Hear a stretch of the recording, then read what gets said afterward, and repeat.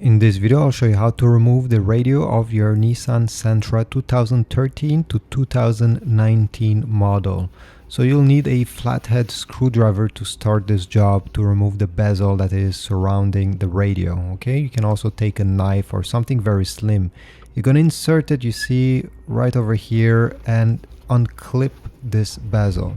You need to unclip all the clips that are behind, and it may take a few minutes.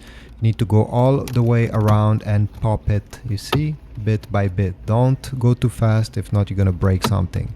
You can also take your hands if you feel confident and try to pull it, but I prefer working all the way around, okay, until I really feel that it's detached.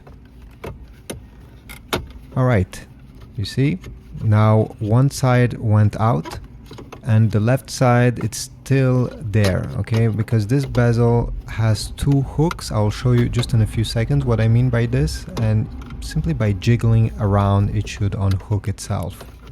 After a few seconds, a minute, you should get it out. Here we go.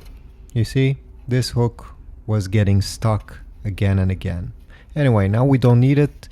To remove the radio, you see there's 4 Phillips head screws that we need to unscrew. Take your Phillips head screwdriver.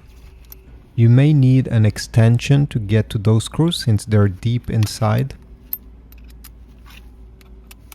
And don't lose also the screws. Here I'm at a scrapyard, I don't care about that, but if you're gonna reuse them, make sure they don't fall inside of the dash. If not, it will be hard to remove. These are Torx T15, if you ever wonder. T15.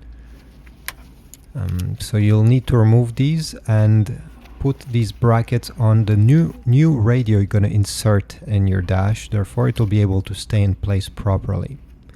But overall, this is it. Thanks for watching. Leave a like, subscribe, also comment down below, and I'll see you in the next video. Thanks.